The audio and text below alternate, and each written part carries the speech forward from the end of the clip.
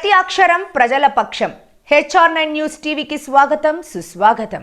శ్రీ సత్యసాయి జిల్లా లేపాక్షి మండలం చోళ సముద్రంలో విద్యార్థులతో పర్యావరణంపై అవగాహన సదస్సును హెడ్ మాస్టర్ చంద్రశేఖర్ ఆధ్వర్యంలో నిర్వహించారు.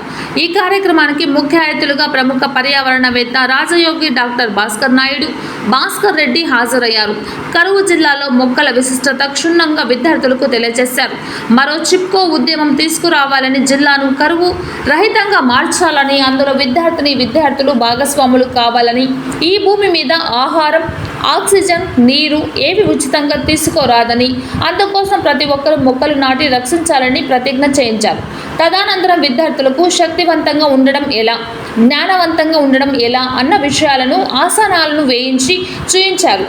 మొక్కలు పెంచి ఫోటోలు పెట్టిన విద్యార్థులకు ప్రతి సంవత్సరం బహుమతులు అందజేస్తామని భాస్కర్ రెడ్డి తెలియజేశారు.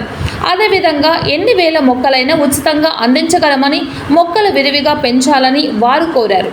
ఈ కార్యక్రమంలో national human rights culture and nature development organisation state council member Chilamathur Shivakumar మాట్లాడుతూ, ప్రతి విద్యార్థిని జన్మదినం పురస్కరించుకొని మొక్కలు నాటి ఆదర్శంగా నిలవాలని కోరారు.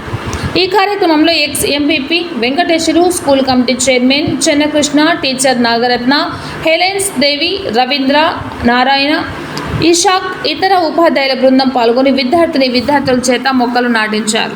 టీచర్స్తో సహా ఈ కాంపిటీషన్ లో పాల్గొంటారని టీచర్స్ కూడా సవినయంగా నేను కోరుచున్నాను. ఎవరి మొక్క బాగొస్తే వాళ్ళకి టీచర్స్ అయినా సరే, అయినా కూడా ఇంటి దగ్గర పెట్టండి. ఆ మొక్క ఎక్కడ పెట్టాలి, ఎలా పెట్టాలని ఈ ముద్దు బిడ్డలు ఇద్దరు మీకు తెలియజేస్తారు.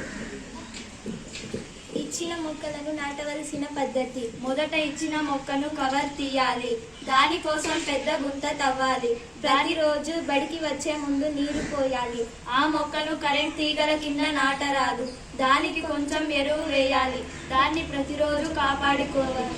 వృక్షో రక్షిత రక్షిత. Thank you all.